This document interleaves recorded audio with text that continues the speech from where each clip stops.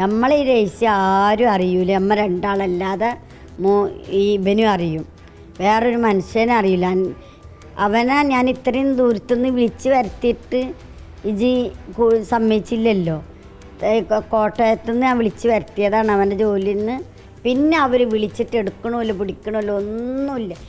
അങ്ങനെ ഇന്നൊരു പെണ്ണുങ്ങൾക്ക് എൻ്റെ മാതിരി അബദ്ധം പറ്റിയതായിരിക്കും ഒരിക്കലും. നമ്മൾ ഒരാണുങ്ങളില്ലാത്ത വീട് ആശ്രയം തേടുന്ന ഇവരെ അടുത്തേക്കാണ്.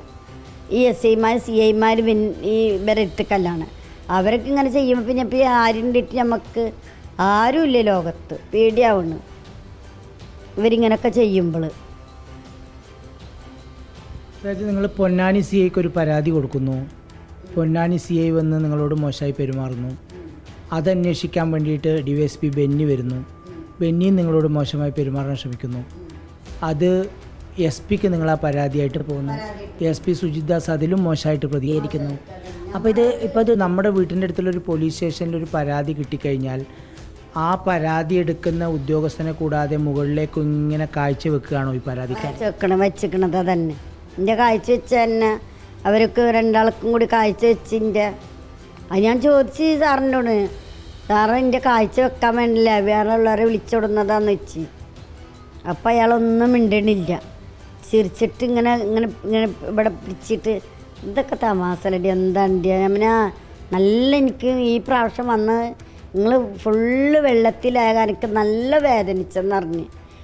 അത്ര വല്ലാത്ത വേദന ഞാൻ സഹിച്ചെന്നറിഞ്ഞ്. ഈ വിനോദ് വീട്ടിൽ വന്ന് CI വിനോദ് വീട്ടിൽ വന്ന് ഇങ്ങനെ മോശമായി പെരുമാറിയതിന് ശേഷം നിങ്ങൾ DYSP-നെ കാണാൻ പോകുന്നു. DYSP-ക്ക് പരാതി കൊടുക്കുന്നു. DYSP വീട്ടിലേക്ക് വരുന്നു. എന്നിട്ട് പിന്നെന്താ ഉണ്ടായത്? ശരിക്കും ഒരുപാട് സമയം എന്തായി സംസാരിച്ചു? പിന്നെ സംസാരിച്ചിട്ട് തന്നെ എൻ്റെ ഇവിടെ കഥയും കല്യാണം നാട്ടുകഥ ഈ കഥ. അപ്പം ഞാൻ പറയണേ സാർ എന്തിനു വന്നാണ് വിനോദിൻ്റെ കേസ് ഒന്നും ഇതാക്കി നമ്മൾ ശരിയാക്കി തരാനൊക്കെ. വിനോദിൻ്റെ വീട് ഞാൻ ശരിയാക്കി തരാം. ഞാൻ ആ വീട് പറ്റില്ല. വിനോദ് സാർ ഒരിക്കലും ഞാനൊരു പരിചയം കൂടി ഇല്ല. ഒരു തവണ മാത്രം ഞാൻ പരാതിയിട്ട് വന്നിട്ടുള്ളൂ. അപ്പോഴേക്കും എൻ്റെ വീട്ടിൽ വന്ന് ഞാൻ വിചാരിച്ച് നല്ല കാര്യത്തിനൊക്കെ ഒന്ന് വിചാരിച്ച് സാധാ ഡ്രസ്സിൽ വന്നത് ബൈക്കുമ്മൽ.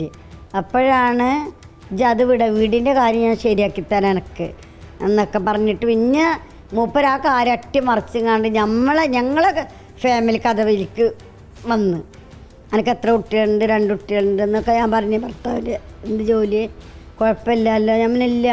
അപ്പോൾ എനിക്ക് ഇവിടുന്ന് മാറിക്കൂടെ, എനിക്ക് വേറെ കോട്ടേഴ്സ് എടുത്തായിരുന്നു, വേറെ കോട്ടേഴ്സിലേക്ക് മാറിക്കൂടെ, ഇവിടെ പോകാൻ തയ്യാറുണ്ടെന്ന് വെച്ച് കോട്ടേഴ്സ് അവിടുന്ന് മാറ്റാൻ വേണ്ടിയിട്ടാണോ നിങ്ങൾ? അവിടുന്ന് മാറാൻ.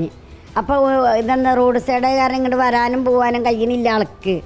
ആർക്ക് ബെന്നിക്കും ഒരു പേടിയാവുന്നുണ്ട് വരുന്നത് ഈ റോഡ് സൈഡായ കാരണം. അപ്പോൾ എനിക്ക് ഇവിടുന്ന് മാറിക്കൂടെയെന്ന് സംസാരിച്ച് കഴിഞ്ഞിട്ട് എന്താ ചെയ്തത്?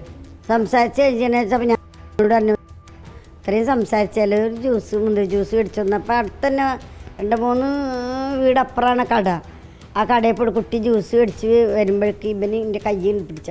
അന്ന് നിങ്ങൾ എതിർത്തില്ലായിരുന്നുവെങ്കിൽ നിങ്ങൾ ചൂഷണം ചെയ്യും ഉറപ്പാണ്. മോൻ വരാനാൻ്റെ മോനപ്പോഴേക്ക് എത്തിയല്ലോ ജ്യൂസ് ഇട്ട് ചെറുത് എൻ്റെ മോനപ്പോഴേക്ക് എത്തി. മോനെ പേടിയുണ്ട്. മോൻ പോയപ്പോൾ അതുവരെ എൻ്റെ കൂടെ ഒന്നും പെരുമാറിയിട്ട് നല്ല ഇതിൽ തന്നെ സംസാരിച്ചതൊക്കെ. മോനുണ്ട് പോയപ്പോഴാണ് മൂപ്പര സ്വഭാവം കൊണ്ട് മാറിയത്. അപ്പോഴാണ് എൻ്റെ പിടിച്ച് വലിച്ചിട്ട് നമ്മളിരുന്നില്ല അവിടെ കൊടുന്ന് ഇരുത്തിയത് എൻ്റെ അടുത്ത്. അപ്പോൾ നിങ്ങൾ വീട്ടിൻ്റെ പ്രശ്നം പറഞ്ഞ് CIക്ക് കൊടുത്ത ആ പരാതി ഇപ്പം എന്തായി? അതും ഒന്നായില്ല. ആ SP കൊടുത്തത് ഒന്നായി. അതിനുശേഷം വിനോദ് മോശമായി പെരുമാറി എന്ന് പറഞ്ഞിട്ട് ബെന്നിക്ക് നിങ്ങൾ പരാതി കൊടുത്തു. അതിൻ്റെ നടപടി എന്തായി? അതും ഒന്നായില്ല. എനിക്ക് അതിലെന്താ സംഭവിച്ചത്? എന്താ പിന്നീട് സംഭവിച്ച ഒന്നുമില്ല. ആ കേസ് അവർ തള്ളിക്കളഞ്ഞ് എല്ലാവരും കൂടി മൊഴിയെടുക്കാൻ വന്നില്ലേ? മൊഴിയെടുക്കാൻ വന്ന് 2 ആൾക്കാർ കാറിൽ മൊഴിയെടുത്ത് പോയി. പിന്നെ ഞാൻ ചോദിച്ചപ്പോൾ നിങ്ങളെ കേസ് മൊഴി കൊടുത്തില്ലേ? ഇങ്ങനെയും മൊഴി കൊടുത്ത് കേസ് തള്ളിപ്പോയെന്ന് പറഞ്ഞു ഞാൻ ചോദിച്ചപ്പോൾ.